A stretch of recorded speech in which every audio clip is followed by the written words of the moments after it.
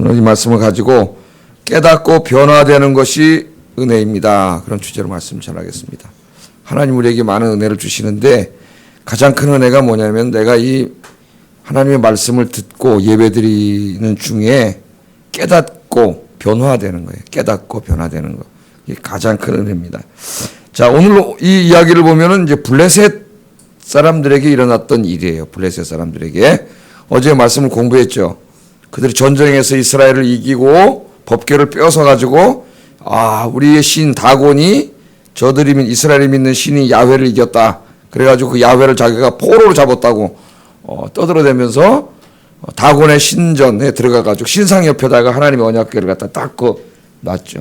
자기의 신이 그냥 짓밟은 그런 모습을 하게 하려고 야훼가 굴복하게 한 것으로 그렇게 했는데 하나님께서 진노하셔가지고 치기 시작하셨어요. 그래서 어제 살아계신 하나님에 대해서 공부했죠.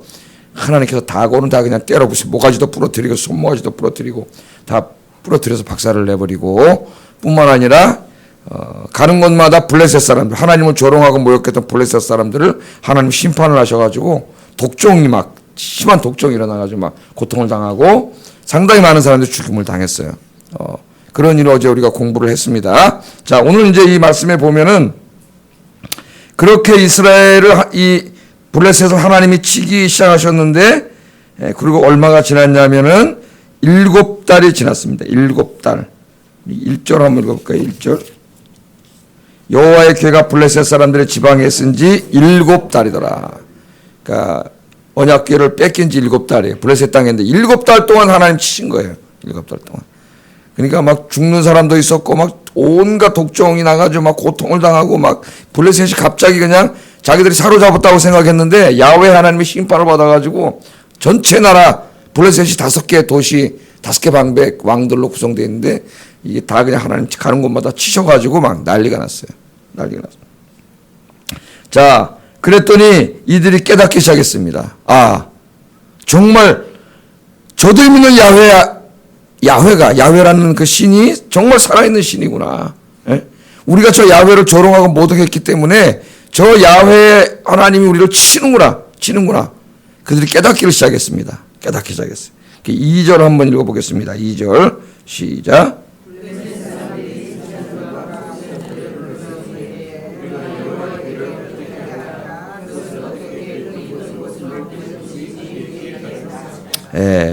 이거 더 이상 우리가 이 여호와의 궤를 우리가 여기 가지고 있습니다. 포로라고 생각하고 가지고 있다가는 여호와라고 하는 신이 우리를 다 치워가지고 우리가 다 죽게 생겼으니까 우리가 잘못했다. 저 야훼 신에게 빨리 그 야훼 신을 그 원래 있던 곳으로 갖다가 이렇게 모셔놔야 되겠다.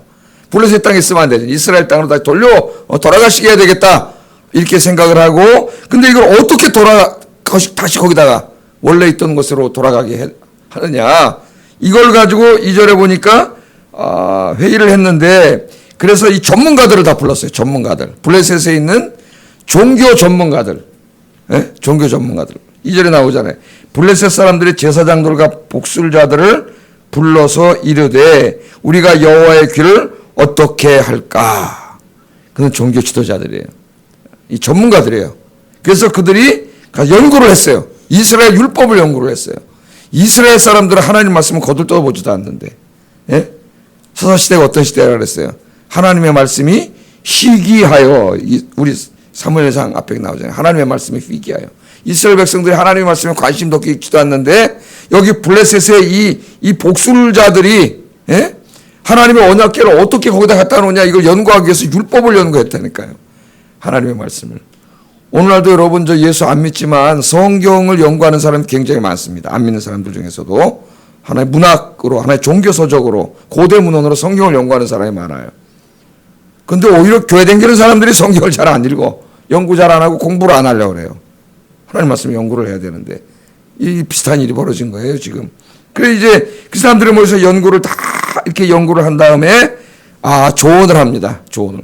이 하나님의 언약궤를 다시 그걸 있던 곳으로 모셔 놔야 되는데 그냥 우리가 그냥 막 들고 갔다가 놓으면 큰일 난다는 거예요. 이게 그랬다면 우리 다 죽는다는 거예요. 여호와 신이 진노해서 그렇게 하면 안 되고 우리가 다 연구해봤더니 거절 보내면 안 되고 속건제를 드려야 된다. 속건제.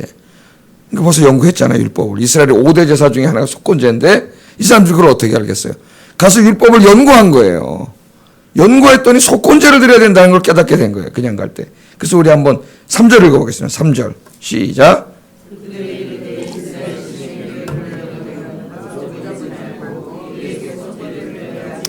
그리하면 병도 낫고 그의 손을 너희에게서 옮기지 아니하는 이유도 알리라 하니. 그러니까 우리가 그냥 여호와께 아무거나 들고 갖다 놓으면은 지금 막 종기로 막 독종으로 하나님 막 치고 있어가지고 전 블레셋 국민들이 막 다 죽게 생겼는데 그랬다가는 그 병에서 낫지 않는다는 거예요. 하나님 계속 심판이 있다는 거예요. 그래서 우리가 그냥 보내면 안 되고 우리가 그들의 율법을 연구해 봤더니 속건제를 드려야 된다고 돼 있다.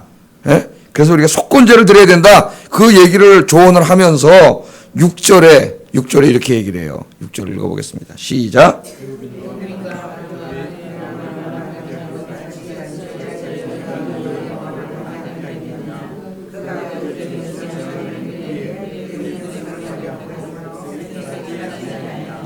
예, 아멘. 그러면서 이 사람들이 보니까 벌써 이 출애굽 이야기도 다 공부했어요. 예? 블레셋 사람들이 공부해가지고 우리가 걔네 율법책 읽어보니까 애굽이란 나라가 이 사람들이 저 애굽에서 나온 민족인데 애굽이란 나라가 하나님의 백성들을 보내주지 않고 지금 여호와를 보내주는 것과 백성들을 보내주는 것을 같이 보고 있습니다. 하나님의 백성들을 보내주지 않고 여호와의 명령을 어기고 까불다가 하나님께서 치셔가지고 10가지 재앙 내린 거 있죠. 그들 중에서 다 재앙을 내린 거. 그 사건은 너희가 왜 알지 못하냐. 당장 우리가 그렇게 해야 된다. 큰일 나다 그랬다가는 이렇게 된 거예요. 이 사람들이 블레셋 복술가들이 하나님의 말씀을 연구해가지고 그런 거예요. 이스라엘 백성들 하나도 몰라.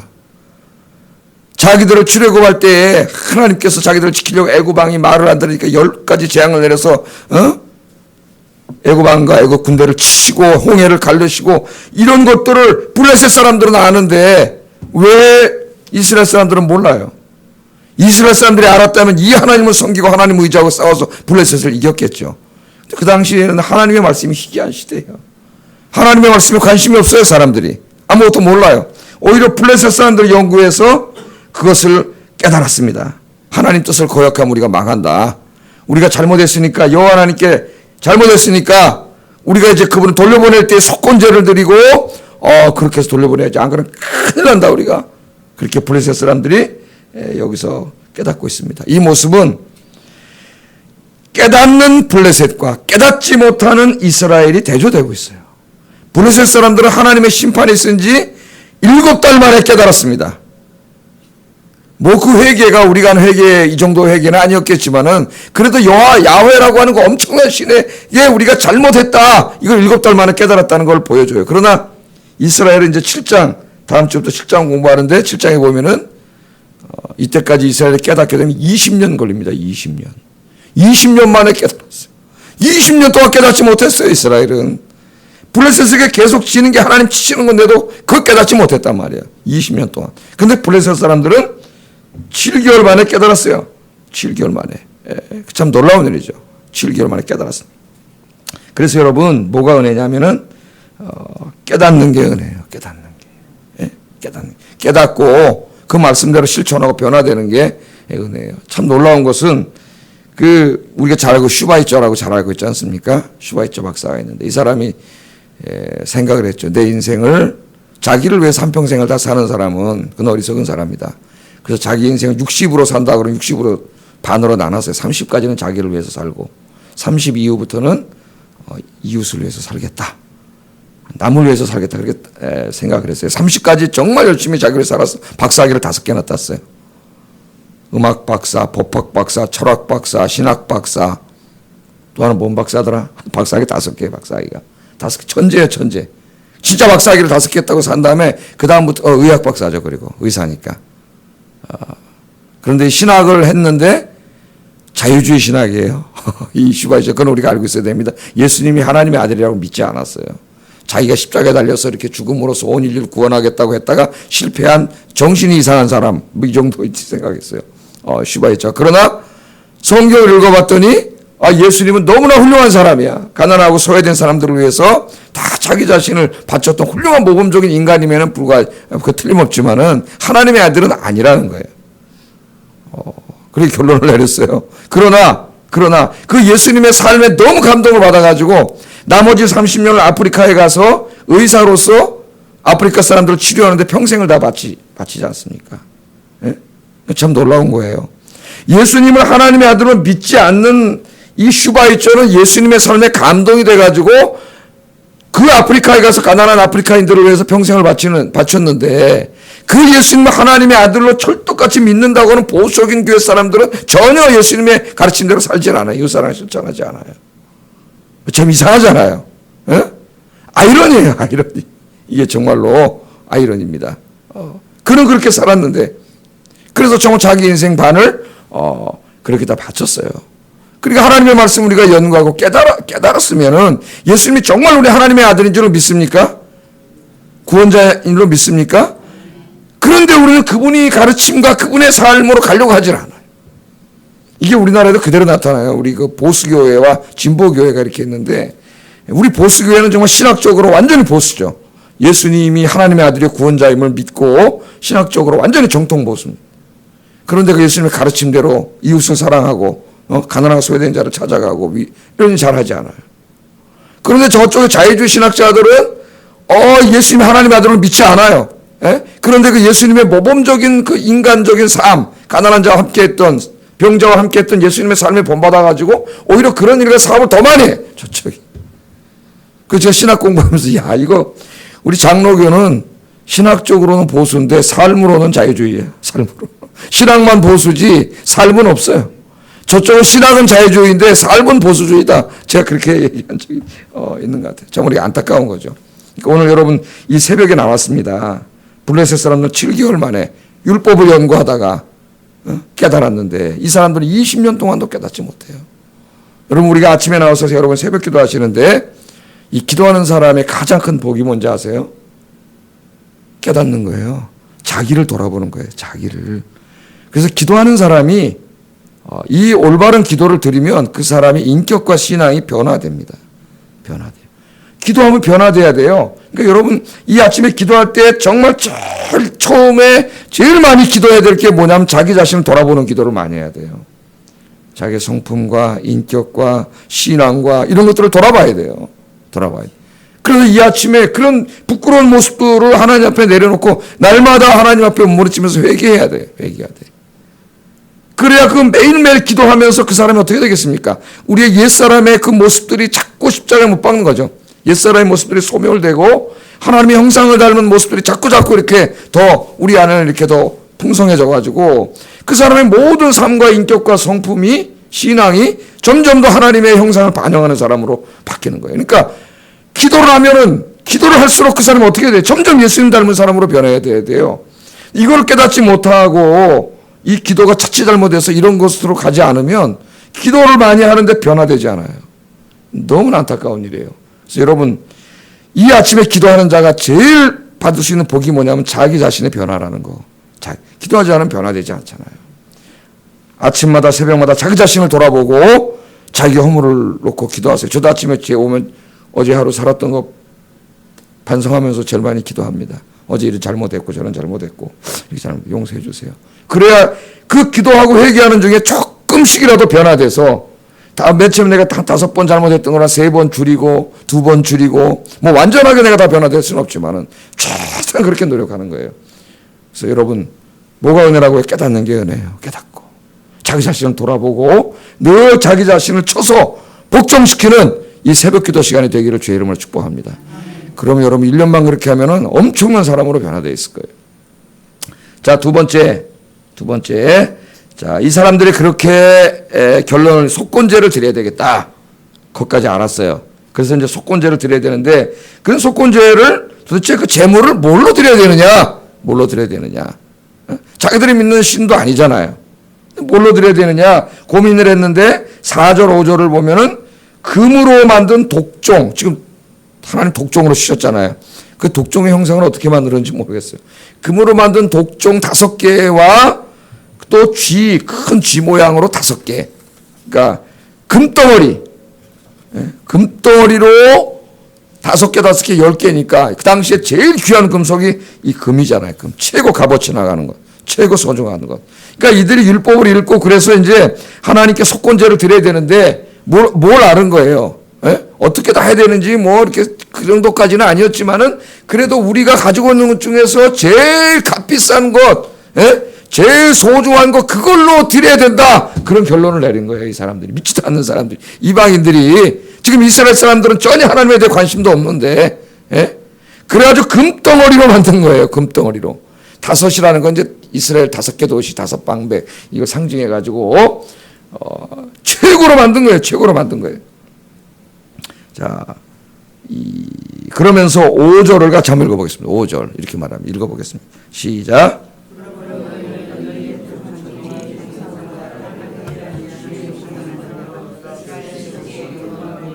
그가 혹 그의 손을 너희와 너희의 신들과 너희 땅에서 가볍게 하실까 하노라. 우리가 이 금덩어리 최고 비싼 금덩어리 아끼지 말고 그것들로 형상을 만들어가지고 5개, 10개죠. 어마어마한 돈이에요. 그걸로 갖다 드리면 혹시 그걸로 이스라엘 여호와께 우리가 영광을 돌리면 그랬어요. 영광을 돌리라. 그러면 우리에게 내린 이 심판, 이 독종을 다 낫게 하실지 모른다. 그렇게 함으로써 지금 이방인들을 통하여 하나님의 영광이 드러나고 있어요.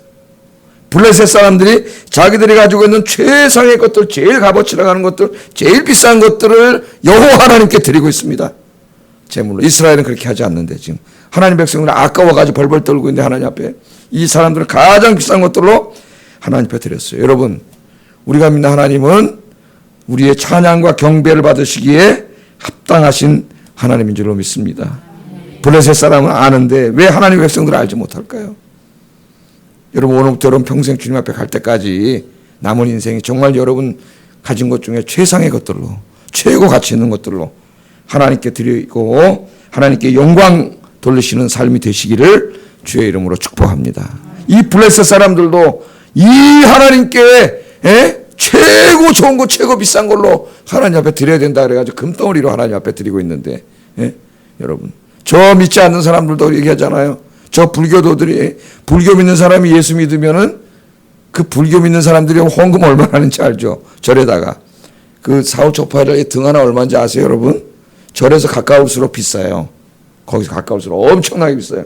이 사람들이 손이 엄청 커요. 그래서 불교 몇십 년 믿다가 개종해서 예수 이제 회개하고 예수 믿게 된 사람들 오면 그때 내던 습관이 있어가지고 기독교에 나가 비교가 안 돼. 헌금하고. 이렇게 하는 게 하나님.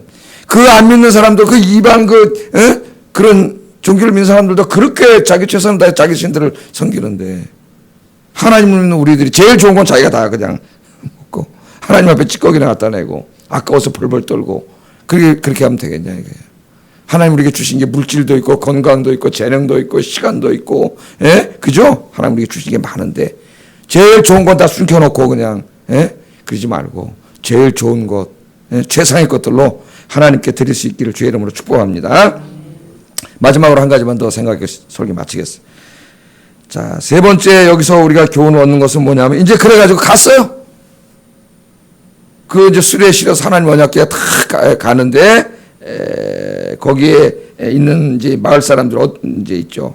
복개로 실은 이 수레가 탁 접경지대 블레셋과 이스라엘의 접경지대인 마을로 이제 들어갔는데 그 마을 이름이 베세메스라 13절에 보면은 베세메스라는 마을에 들어갔어요. 그랬더니 그 사람들이 야훼의 계획 뺏겨가지고 걱정하고 있었는데 블레셋 사람들이 자진해가지고 금덩어리다 제사를 지내가지고 수레다 태워가지고 오는데 블레셋 사람들은 보이지도 않고 소 2마리가 딱 새끼 송아지 띄우는 소 2마리가 딱 끌고 오는데 블레셋 사람은 쭉 숨어가 쫓아오면서 요 소가 제대로 가나 안 가나 쫓아오는 거. 왜? 소가 제대로 가면 자기를 친 게 여호와인 게 맞는 거고 제대로 안 가면 그 우연히 이루어진 일이다 이렇게 생각했다는 거야 지네들이. 그래서 쫓아갔더니 그 소도 그냥 소가 아니라 새끼 소를 젖된 소를 일부러 갖다 놨어요. 그럼 이 소가 자꾸 뒤로 돌아올 거 아니에요. 송아지를 띄워놨으니까. 그런데 이 소가 뒤도 돌아보지 않고 베세메스로 가는 모습을 보고 블레셋 사람들 확신한 거지. 정말 이스라엘 야훼가 우리를 치셨구나. 그렇게 갔어요. 그런데 그 언약궤가 돌아오는 것을 보고 그 베세메스 사람들이 기뻐했는데 거기에 보면 사람 이름이 하나 나와요. 여호수아라는 사람. 여호수아서의 여호수아가 아닙니다. 여호수아라고는. 여호수아는 신약으로 보면 예수 같은 이름이에요. 이 여호수아라는 사람의 밭에 복귀가 일었는데 여호수아는 친구들과 함께 그곳에서 소를 잡고 하나님께 번제를 드렸어요. 그러니까 우리가 여기서 누구를 보냐면 믿음의 사람 여호수아. 20년 동안 하나님께 돌아오지 않고 모든 이스라엘 백성들이 다 타락해. 대제사장도 타락해. 제사장도 타락해. 엉망진창인 암흑의 시대에 그래도 베스레메스에 가보니까 여호수아 같은 믿음의 사람이 있었다는 거예요. 참 귀한 사람이죠. 모두가 죄악의 길을 가는데 자기 혼자 바르게 경건하게 사는 여호수아 같은 사람이 있었다는 겁니다.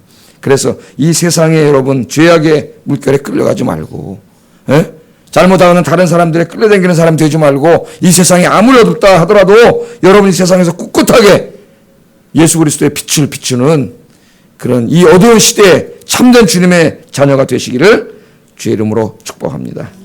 기도하겠습니다. 말씀을 생각하면서 기도하겠습니다. 깨닫는 게 은혜입니다. 깨닫는 게 은혜. 늘 하나님 아침마다 새벽에 나와 하루를 시작하기 전에 나 자신을 돌아보고 내가 하루 동안 하나님께 잘못했던 거 다 회개하고 늘 깨닫고 조금이라도 매일매일 주님의 형상을 회복해가는 삶이 되게 해주세요. 제일 중요합니다. 여러분 기도할 때 자기 자신을 돌아보는 기도. 두 번째 하나님 나에게 주신 것들이 많은데 나의 최고의 것들로 늘 하나님께 드리며 영광 돌리게 해 주시옵소서. 세 번째는 이 세상이 아무리 타락한다 할지라도 여호수아처럼 나 혼자 믿음의 길을 걸어가게 해주세요. 같이 기도하겠습니다. 사랑하시는 하나님